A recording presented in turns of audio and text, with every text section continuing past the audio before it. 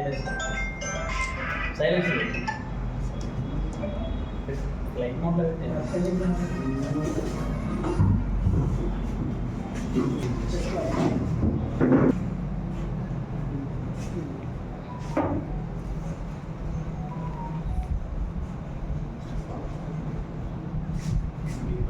పాత్రికేయ మిత్రులను నమస్కరించుకుంటూ నిన్నటి రోజున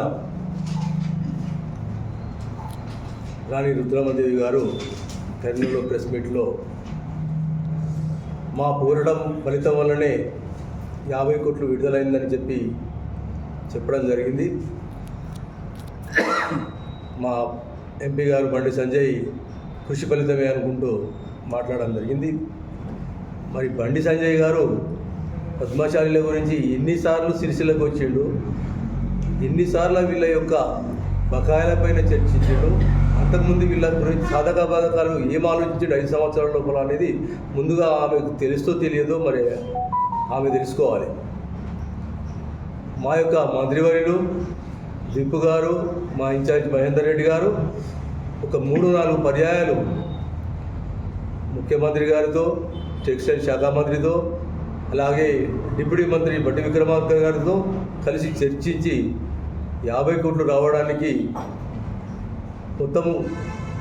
మొత్తము డబ్బు రావడానికి కృషి చేసారు. అందులో భాగంగా మొదటి విడత 50 కోట్లు రావడం జరిగింది. కానీ మీరు చేసినటువంటి కృషి ఏమాత్రం శూన్యము. మీకు చిత్తశుద్ధి ఉన్నట్టయితే బండి సంజయ్ గారికి ఇక్కడ టెక్స్టైల్ పార్కు అనౌన్స్మెంట్ చేసింది కేంద్ర ప్రభుత్వం గతంలో. ఆనాడే మా మంత్రి గారు ఆ రోజు మంత్రిగారుగా లేకున్న సమయంలోనే బండి సంజయ్ గారికి ఛాలెంజ్ చేశారు, ఒకవేళ నీకు దమ్మున్నట్టయితే ఆ పార్కు టెక్స్టైల్ పార్కును కేంద్ర ప్రభుత్వం ప్రకటించిన దాన్ని సిరిసిల్లకు తేవాలని.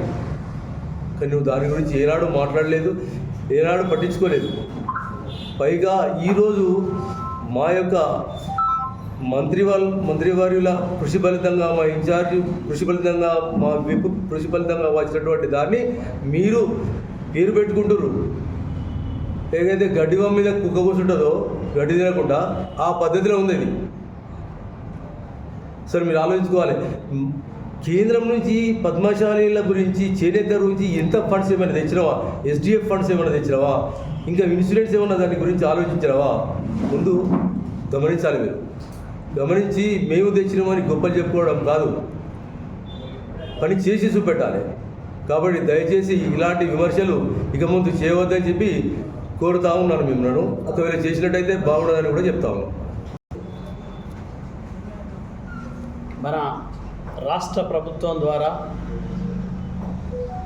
సిరిసిల్ల పట్టణానికి సంబంధించినటువంటి బతుకమ్మ చీరల యొక్క గత ప్రభుత్వం చేసినటువంటి బాకీ, అది బాకీ అంటాం, బాకీలు ఏదైతే చెల్లించేది ఉండేనో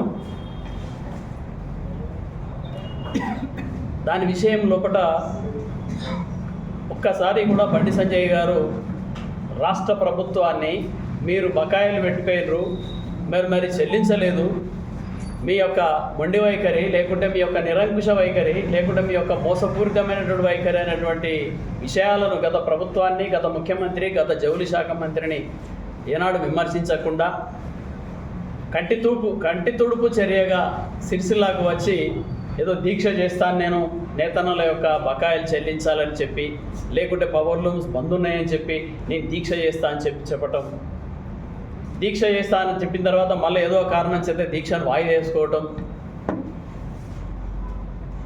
ఇవన్నీ చేసి అసలైన రాష్ట్ర ప్రభుత్వం ఒక చిత్తశుద్ధితోని గౌరవ ముఖ్యమంత్రి గారు పదవి బాధ్యతలు చేపట్టగానే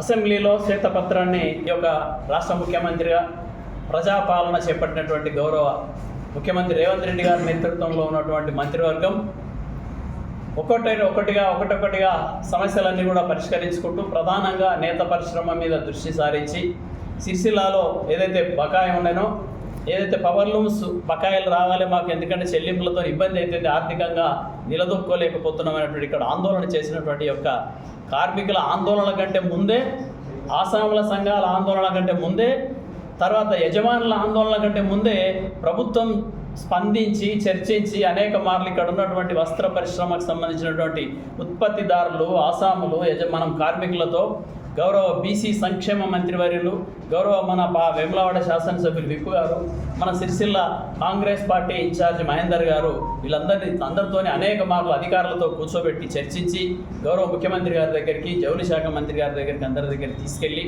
మరి ఆర్థిక పరిస్థితి ఈ విధంగా ఉంది కాబట్టి వీళ్ళకైతే మనం చెల్లింపు చేయాలనేటువంటి దాంట్లో ఆర్థిక మంత్రి బట్టి విక్రమార్క గారితో కూడా మాట్లాడి పలుమార్లు ఒకటొకటిగా మరి సమస్యలు పరిష్కారం చేసుకుంటూ ఆర్థికంగా సమకూర్చుకుంటూ మరి నిన్నటి రోజు 50 కోట్ల రూపాయలు కాస్త మనం రిలీజ్ చేసినటువంటి సందర్భంగా ఈ 50 కోట్ల రిలీజ్ ఏదైతే మా పోరాట ఫలితమైనటువంటి చెప్పి రాణి రుద్రమ్మ గారు, అంటే సంజయ్ గారి పోరాట ఫలితమే, సంజయ్ గారు దీక్ష చేస్తా అంటేనే భయపడిచ్చారు, మా పోరాట ఫలితంగానే వస్తుంది, మిగతా డబ్బులు కూడా మేము వేయాలి, వస్త్ర పరిశ్రమకు ఉపాధి కల్పించాలి, లేకపోతే మేము మళ్ళీ ధర్నాలు చేస్తాం, దీక్షలు చేస్తాం వాళ్ళ వెంట.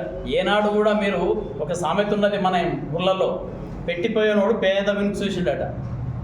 మీరు వెంటనే అడక తిననియదన్నట్టుగా మీరు పెట్టేటువంటి దమ్ము లేదు, వీళ్ళ తరఫున నిలబడి గత ప్రభుత్వాన్ని విమర్శించే దమ్ము లేదు.